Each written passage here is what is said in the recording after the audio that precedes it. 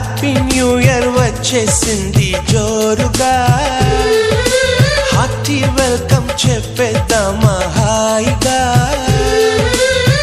కొత్త కొత్త ఊహల్లో తెలిపోటియా, మనసులోని ఆశల్ని పంచుకో బ్రదర్. గుండెలోని భావాలు గుప్పుమన్న ఈ వేళ, కదిలల్లే కాలపు కన్నెకి టాటా చెప్పుదామా. జనవరితో అడుగులు వేస్తూ ముందుకి పోదామా.